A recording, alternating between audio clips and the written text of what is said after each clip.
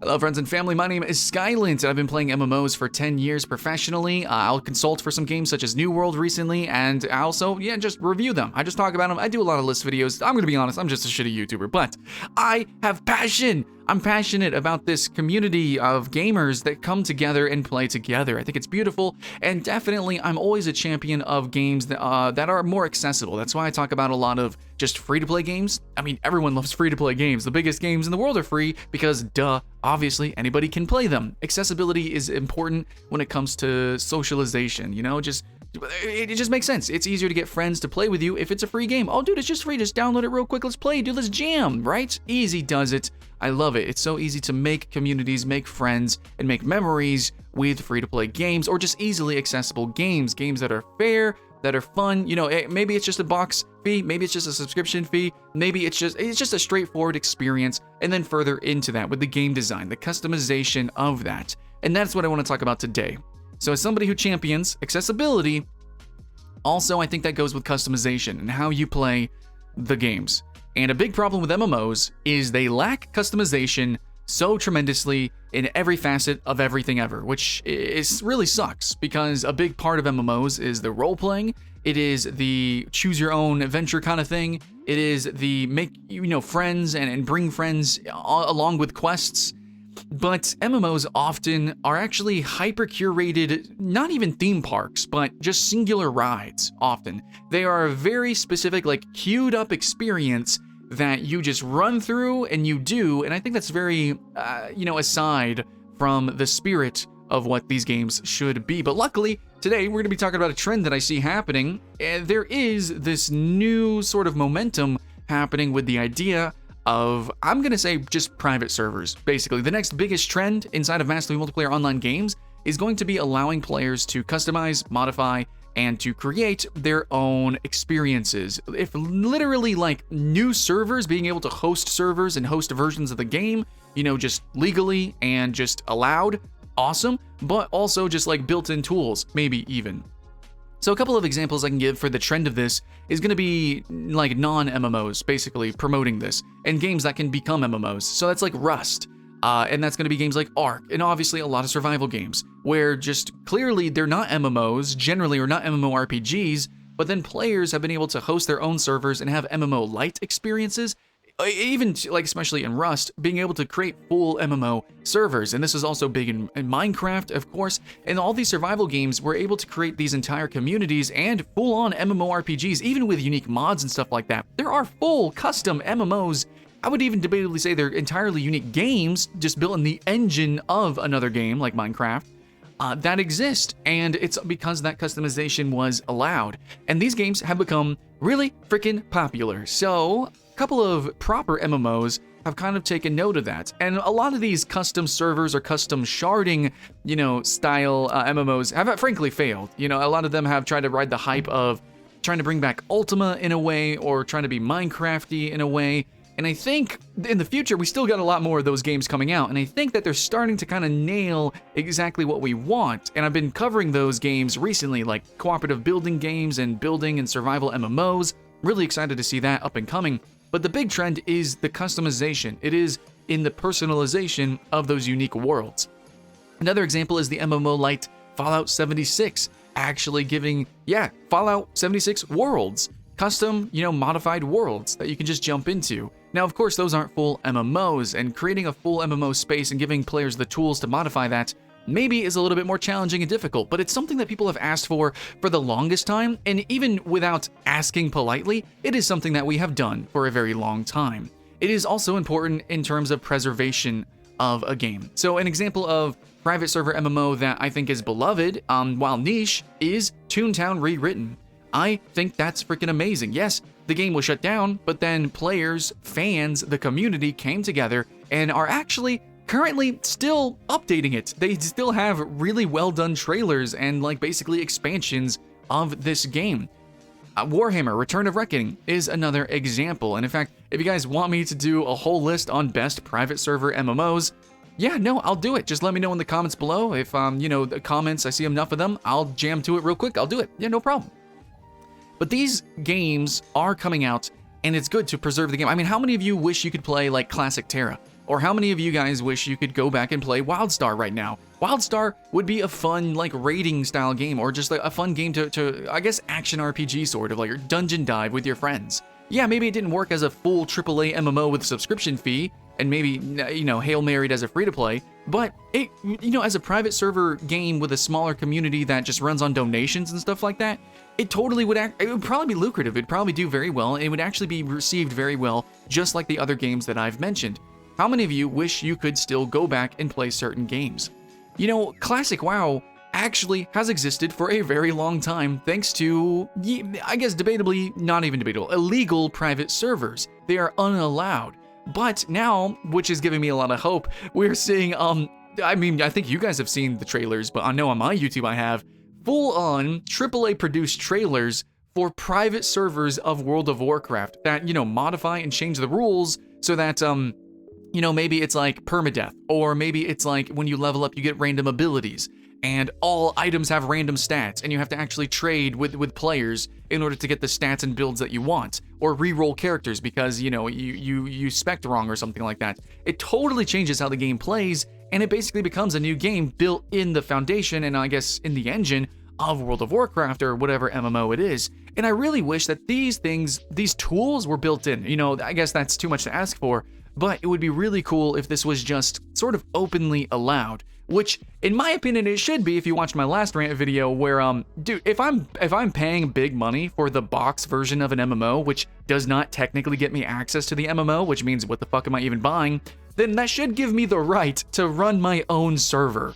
That is all I'm saying, and this is something that games like Don't Starve, and obviously a bunch of survival games just in general, do that create such a unique community. Sometimes it's just 2 players, sometimes you can just co-op, sometimes you just run through an entire MMO with just your party of 5, or sometimes these things can get really big and become a whole game in itself, which we have seen so many times with servers inside of Minecraft. Even without mods, even without any changes, just depending on the number of players and what you're doing and the goal of the community, the entire game can change. And that even happens actually in the normal servers. Go to World of Warcraft and, you know, type in which server should I play. You know which one is the real RP server. You know which one is the hardcore endgame competitive rating server. Which one is that, you know, and same thing with Final Fantasy XIV in general, even just without any sort of actual modification of the server rules, different servers just aggregate different types of players, which change the game. And giving us just any tools, the most minutiae of tools, just the literal ability to make our own server, sometimes that would change everything. And I do think that is the future of MMOs. As games get the ability, just non-MMORPGs like survival games and stuff like that, get the ability to host bigger and bigger servers. And as we see IO games come out, where you can just jump into lobbies and make lobbies, and those get bigger and bigger and bigger, even FPSs, or, you know, games that are starting to add creative suites, kind of like Fortnite, we're starting to see new ways to play these games, and MMOs need to take note. And I do think they are. I think some of them are. But in the end, I think that, you know, classic World of Warcraft should have happened sooner. I think we should have been able to just jump into any expansion whenever we wanted. I think it would be cool to have a private server of World of Warcraft that is just a raiding, like, you're just in Stormwind and people just spam, like, wave survival. Why isn't that a thing? Because it's harder to make these private servers and it's illegal, they might get shut down. So why put in all this time and effort into them? But we're seeing it anyways. There's private servers of Black Desert Online, which are debatably more balanced and obviously more fair, not pay to win, versions of the game that you can go and technically pirate the game and play, versus the actual servers, which obviously, you know, with all the monetization and the grind-a-thon of that, it's not, it can be very unfun. But what if the, you know, the challenge was upped and the combat was, you know, fun from level 1 all the way leveling up to 60 versus kind of starting at level 50? Yeah, wouldn't that be cool? Wouldn't that change how Black Desert plays? Or what if you just had a full PvP, non-stop, you know, totally equalized experience in Black Desert Online? What would that be like? Or a pirate version, like literally just a sailing aspect of BDO. You know, and I could rant and rant and rant about what you could do and what tools could be given to these games, but basically this video is saying that people are doing these things. You know, actually a lot of things that I could probably say, oh, it would be cool if that exists. It actually probably does exist. There are private servers, they actually do have player bases, there are private server MMO that are fully run and like professional, you know, like Toontown Rewritten, they do exist. More and more MMOs are allowing for custom servers, and there's more and more games that allow for servers that then potentially could be MMO servers. This is a trend that is happening. It is not going to happen. And overall, it seems that with this whole concept of people really wanting game preservation, this idea of, oh, we like classic versions, we like playing different versions of our game with different timelines, and we do like customization with that and running around and romping around with our own party in our own way. I think that AAA MMOs should take notice of that. I mean, even World of Warcraft did release classic WoW, despite, us not wanting that apparently. So we'll see what happens with that, but I do think that the biggest trend is overall private server MMOs.